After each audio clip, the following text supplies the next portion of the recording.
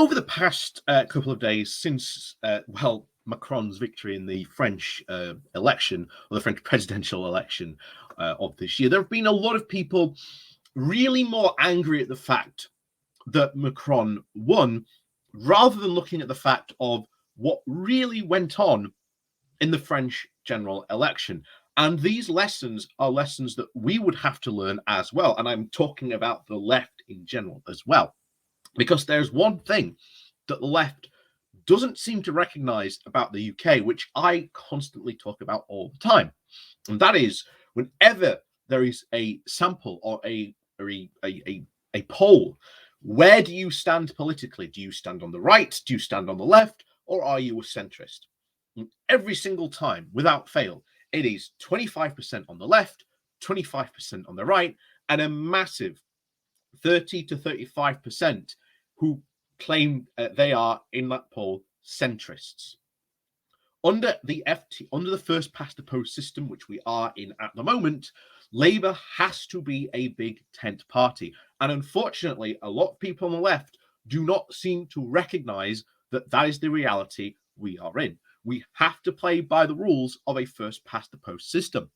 But also, many people in the Labour Party who would be more, shall we say, left centre, also have to realise you can't win without the rest of the left on your side as well. Because if you've got 25% on the left and 5% don't vote for you, well, instantly in any election, the right by itself, just with its 25% vote on the right, will always win. And here's the thing: Conservatives are very, very good at going out to vote. It takes a lot to demotivate them. But recently, we are seeing, especially with like the Partygate stuff and everything else that's been going on with the Conservatives recently, the Conservatives are doing a fantastic job at demotivating their base. And of course, the big lesson here really does come about power sharing and essentially making compromises. And it's something on the left in the UK we are not good at, but it is really the lesson and takeaway from essentially the French general election. So we're going to go into this article that covers this because I think it makes some really good points that I want to talk about. And of course, before we do that, please do remember to hit that like, share, and subscribe button. And of course, down below there are links to my Patreon page and a one-off link called Buy Me Coffee, where you can, buy me coffee. And as always, thank you very much to all those people who do help and support the channel that way. So on with the article. So this comes from The Guardian with the title of "In an Era of Electoral Fragmentation, Labour Must Learn to Embrace Power Sharing." And it's not just Labour, it's the many factions within Labour as well that have to understand we have to power share, we have to make compromises. And yes, not getting 100% of everything that you want is, unless you have like fully complete control, that's never going to happen. You're going to have to learn that sometimes maybe getting 30 or 50% of what you want is a start. And hey, that's better than doing nothing at all. And as I always say to my audience every single time, you can get more stuff done if you've got one foot in the door than you have both feet outside. So you've got to hand it to Charles de Gaulle. The electoral system he created for France's Fifth Republic has stood the test of time. More than 6 decades on, this week's re-election of de Gaulle's latest successor, Emmanuel Macron, has reminded that is a reminder, of course, the peculiarities of electoral systems that can indeed set the terms of a nation's policies more lastingly than we sometimes allow. That's a message for Britain there too, but we'll come on to that. De Gaulle's constitution, constructed between 1958 and 1962, was aimed at 2 goals in particular. The first was to empower de Gaulle and his successors to govern as executive presidents, embodying what the general's biographer Julian Jackson called a certain idea of France. The second aim was to keep the French left and the Communist Party in particular out of power for as long as possible. The system worked well for more than 2 decades, especially while the imperious charismatic de Gaulle was still alive. Before Francois Mitterrand daftly reshaped the left and while the communists slowly slid into history. Since Mitterrand's era, however, Both the old left and the old right have fragmented into multiple smaller parties. Yet, de Gaulle's electoral system was robust enough this week to dispatch France's own extreme right very effectively. And for the third time since the millennium, chapeau to the general for that. Much of the assessment, of course, about the 2022 election has been the rather grudgingly about Macron's victory. It is concentrated on his personal aloofness, on the economy, and indeed the social problems ahead, on the decline in his majority since 2017, and of course on the 41% share achieved by Marine Le Pen in the second round. These things are important.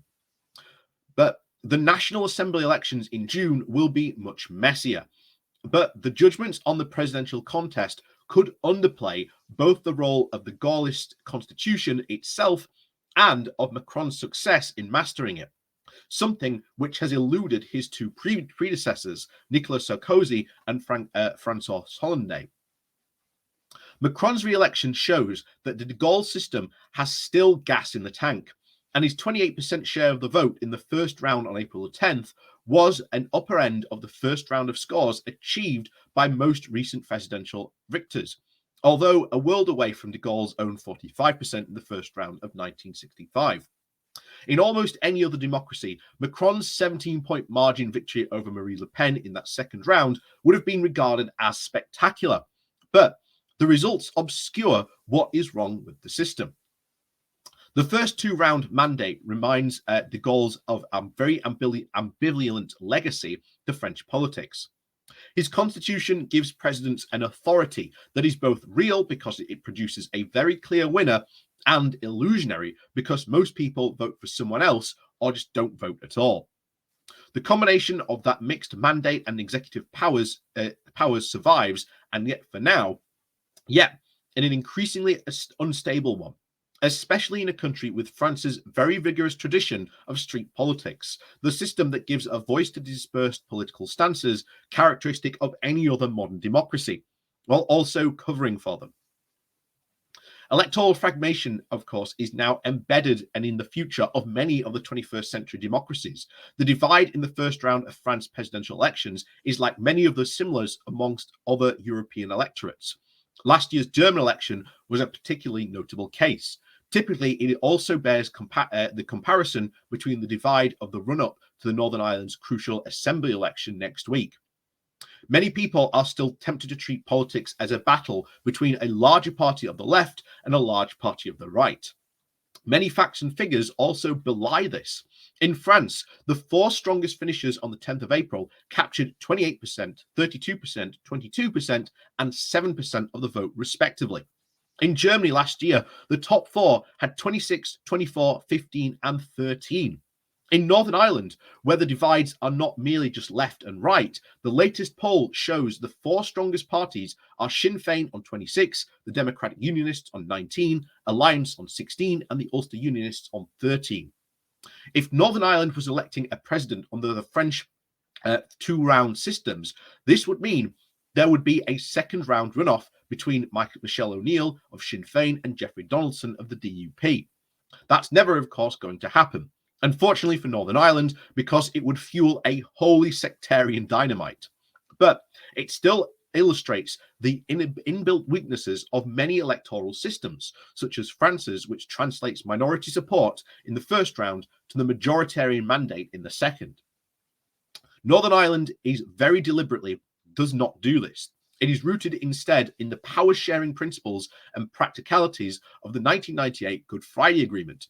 This means that Sinn Féin's expected first place finish on the 5th of May would in reality be a victory of only a limited kind, albeit one with the headline news viable worldwide and enormous symbolic meaning.